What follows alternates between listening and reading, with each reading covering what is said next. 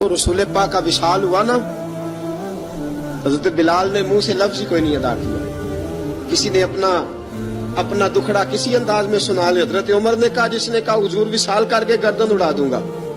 حضرت عثمان غنی نے کہا، خبردار کوئی مجھے آ کے نہ بتائے کہ مصطفیٰ وصال کر گئے. حضرت علی المرتضیٰ رضی اللہ تعالیٰ عنہ نے فرمایا، نہ بھائی میرے مصطفیٰ پر تو موت آتی نہیں جس طرح آپ لوگوں پہ. سب لوگوں نے اپنے اپنے اظہار کر لیے نا، بلال نے کسی کو دکھ بتایا ہی نہیں. ایک کونے میں بیٹھ کے نا حضرت بلال اکیلے آنسو بہاتے رہے، کسی کو بتایا ہی نہیں، اکیلے روئے. ایک شخص کہنے لگا، یار بلال بولتا نہیں. کہا نہ بلاؤ اسے. عصر کی نماز کا وقت ہوا نا تو وہ بلال جو کعبے کی چھت پہ بغیر سیڑھیوں کے چڑھ گیا تھا، وہ بلال جو کعبے کی چھت پہ بغیر کسی سہارے کے چڑھ گیا تھا، اس بلال کو کہا کہ بلال چل ذرا آذان پڑھ، مسجد کی چھت پہ چڑھ جا. حضرت بلال کئی بار چڑھے اور کئی بار گرے، کئی بار چڑھے اور کئی بار گرے. حضرت بلال حبشی رضی اللہ تعالیٰ نے آواز دی، کہا سلمان میری مدد کرنا، میری مدد کرنا. اب مجھ سے چڑھا نہیں جاتا، اب مجھ سے جایا نہیں جاتا. جناب سلمان فارسی نے بھی سوال نہیں پوچھا کہ بلال تو بیمار ہے، یہ نہیں پوچھا. حضرت بلال کو دو چار صحابہ نے اٹھایا، چھت پہ پہنچایا. بلال نے اذان شروع کی. جب کہا نا اللہ اکبر اللہ اکبر، وہ آواز جس میں بڑا سوز ہوتا تھا، بڑی درد، بڑی بلندی ہوتی تھی، بڑا جوش خروش ہوتا تھا، آج وہ آواز دب گئی.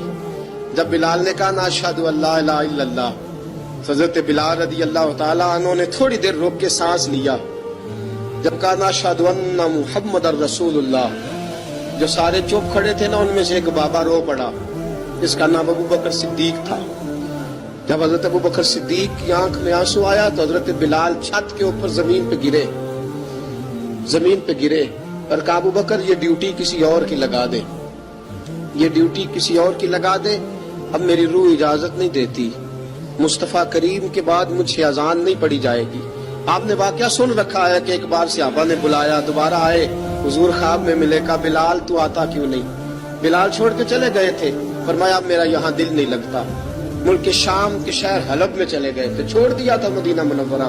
اب میری نگاہوں میں جچتا نہیں کوئی، جیسے میرے محبوب ہیں ایسا نہیں کوئی. حضور خواب میں ملے، آئے مدینے. حضرت بلال آخری بار، لوگوں نے کہا اذان پڑھو. کہا مجھے وہ اذان بھول ہی گئی ہے جو مجھے مصطفیٰ کریم کے زمانے میں پڑھا کرتا تھا، مجھ سے نہیں پڑھی جاتی. نہ مجھے کہو، میں کیسے پڑھوں؟ امام حسن اور حسین نے آ کے دامن تھاما نا تو کہا بیٹا میں تمہاری نانی کا بھی نوکر رہا ہوں، میں تمہاری ماں کی چکی بھی پیستا رہا ہوں، مجھ سے کوئی فرمائش نہ کر ڈالنا. میں نے نوکری کی ہے اور مجھے اگر اللہ نے توفیق دی تو میں تمہارے بچوں کے پیر بھی دھویا کروں گا. لیکن امام حسن رضی اللہ تعالیٰ عنہ نے فرمایا بلال ایک بار تو اذان سنانی پڑے گی. سنائی بلال نے اذان.